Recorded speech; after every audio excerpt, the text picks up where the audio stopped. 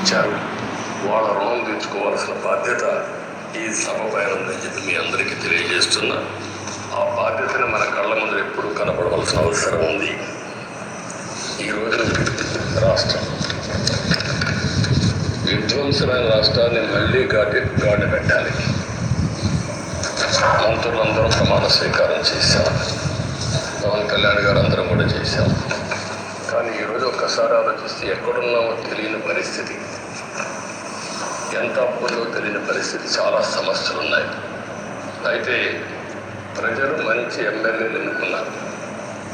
నేను కానీ, పవన్ కళ్యాణ్ గారు కానీ, బీజేపీ కానీ, అగ్ర నాయకత్వం అందరం కూడా, నరేంద్ర మోడీ గారితో సహా, ఇంకో పక్క అమిత్ షా గారు అందరం కూడా మీటింగ్లు పెట్టినప్పుడు చాలా స్పష్టంగా హామీలు ఇచ్చాం. అవి నమ్మారు, వాళ్ళందరినీ ఎన్నిక చేసుకున్నారు. మీరందరూ కలిసి ఒక మంచి వ్యక్తిని, రాజకీయాల్లో గౌరవాన్ని కాపాడే వ్యక్తిని, పార్టీని నమ్ముకున్న వ్యక్తిని మీరు ఎన్నుకున్నారు. ఈరోజు మనందరం కూడా గుర్తుపెట్టుకోవాల్సింది, ఇక్కడికి వచ్చినప్పుడు అవతల పార్టీ వాళ్ళు మనం ఎగితాలు చేయాల్సిన అవసరం లేదు.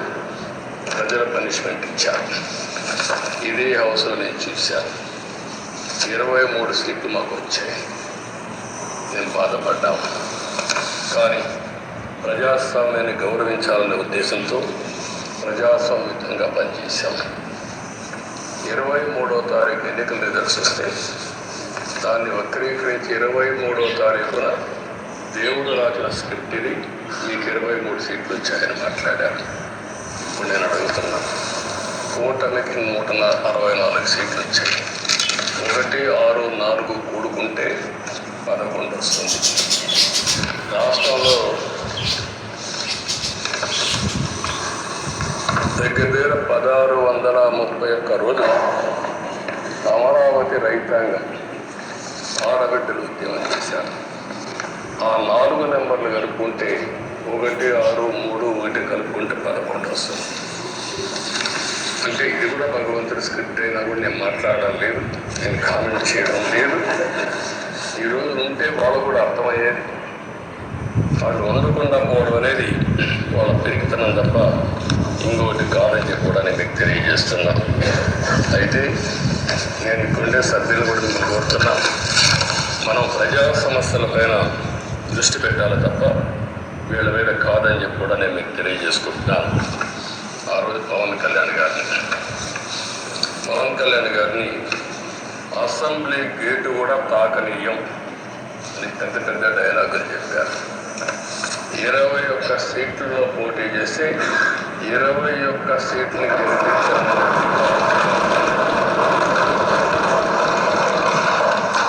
వైనాట్ 175 అని చెప్పి 11 కూడా తెచ్చుకోలే నాయకత్వం. అంటే ఏ విధంగా మాట్లాడారు అనేదానికి ఇది ఒక ఉదాహరణ. ఆ రోజు పవన్ కళ్యాణ్ గారు చాలాసార్లు, నేను కూడా అన్నాను, బయట చాలామంది వివరించారు. ఎక్కడ తగ్గడం, ఎక్కడ గెలవడం నేర్చిన వ్యక్తి పవన్ కళ్యాణ్ గారు. ఈరోజు మనందరం కూడా గుర్తుపెట్టుకోవాల్సింది, రాజకీయాల్లో సుదీర్ఘమైన రాజకీయాల్లో ఉన్నాం. మొత్తం కలిసి 16వ సభ. మీ అందరికంటే సీనియర్ మోస్ట్ నేను.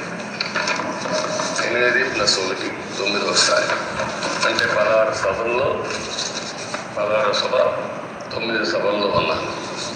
అంటే అన్ని సభల్లో చూశాను. నా జీవితంలో ఎప్పుడూ చూడని సభ మొన్న జరిగిన సభ, 15వ శాసనసభ. కానీ ఇప్పుడు నేను కోరుకునే మీ దగ్గర నుంచి అది ఒక చెడు సభ కింద, ఒక గౌరవ సభ కింద మనం భావించాం. కానీ అత్యున్నతమైన సభగా 16వ శాసనసభని నిర్వహించిన బాధ్యత మనందరిపై. గౌరవప్రదంగా నిర్వహించాలి. అదే సమయంలో ఇక్కడుండే ప్రతిపక్షాల దృష్టిలో పెట్టుకొని కాదు, 24 గంటలు మనం ప్రజలతో ఉండాలి. ప్రజాప్రభుత్వంగా, ప్రజలకు జవాబుదారితనంగా ఉండాల్సిందిగా నేను మిమ్మల్ని అందరినీ కోరుకుంటున్నాం. ఈరోజు మనందరికీ అధికారం ఇవ్వడం కాదు, అతి ముఖ్యమైన బాధ్యత ఇచ్చారు. ఈ రాష్ట్రాన్ని మళ్ళీ గాడిన పెట్టమని మనతో మాట్లాడారు, మనకు చెప్పారు. ఎప్పుడు నేను ఒకటే భావిస్తాను, ప్రజా జీవితాలను మార్చే శక్తి ప్రభుత్వ విధానాలకు ఉంటుంది. ఆ ప్రభుత్వ విధానాలకు రూపకల్పన చేసే సభ ఈ చట్టసభ. ఈ విషయం ప్రతి ఒక్కరు గుర్తుపెట్టుకోవాల్సిన అవసరం ఉంది. ఈరోజు మనం చేసే పని ఈరోజు ప్రజల భవిష్యత్తే కాకుండా భావితరాల భవిష్యత్తు కూడా నిర్ణయిస్తుంది. ఈరోజు భారతదేశం 91లో ఆర్థిక సంస్కరణలు వచ్చాయి. ఒక తెలుగు బిడ్డ పివి నరసింహరావు గారు ఆర్థిక సంస్కరణలు ప్రవేశపెట్టారు. ఈరోజు భారతదేశం ముందు చాలా వరకు అభివృద్ధి అయ్యే పరిస్థితి వచ్చింది. ఆయన ప్రవేశపెట్టిన ఆర్థిక సంస్కరణలు నేను ఆదర్శంగా తీసుకుని ఆ రోజు ఉమ్మడి ఆంధ్రప్రదేశ్లో అనేక పాలసీలు తీసుకొచ్చాం, సంస్కరణలు తీసుకొచ్చాం. ఐటీ, విద్య, పాలనా రంగం, ఇన్ఫ్రాస్ట్రక్చర్ ఇవన్నీ మనం తీసుకొచ్చాం. ఎన్నో డికేట్స్ కాదు, 25 సంవత్సరాల్లో దాని యొక్క ప్రభావం మనం అందరి ముందు కనబడుస్తుంది.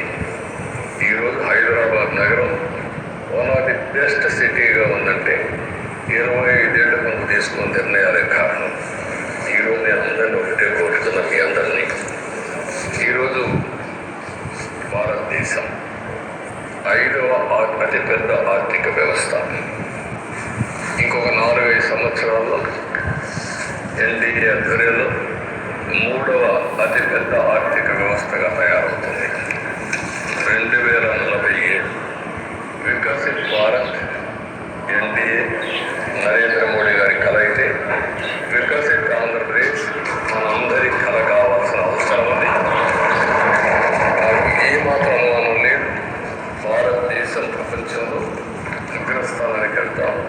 నెంబర్ 1 కానీ నెంబర్ 2 కానీ ఉంటాం.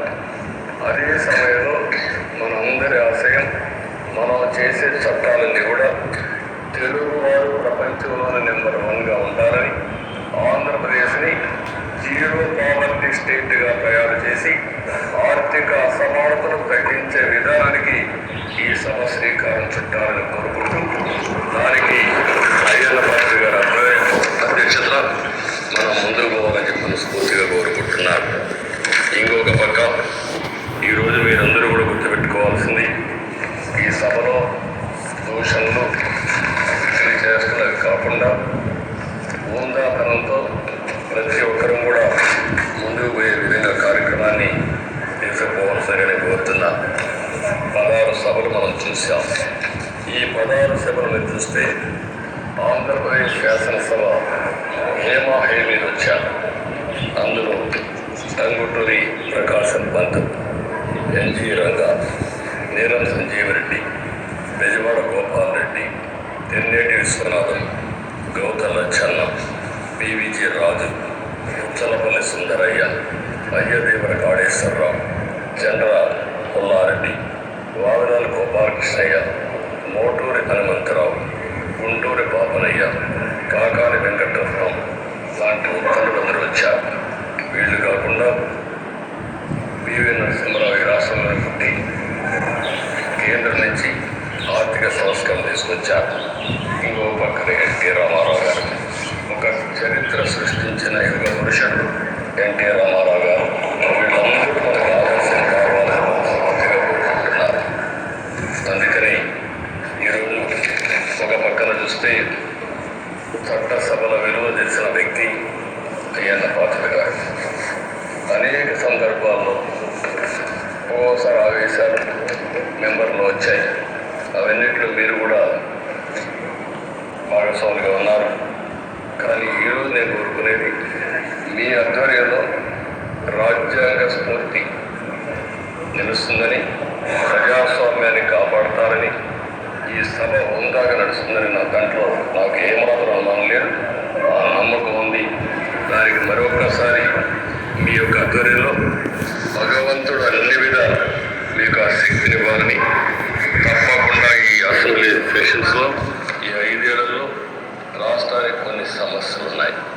వాటి మీద ఎక్కువ మనం ఫోకస్ పెట్టాల్సిన అవసరం ఉంది.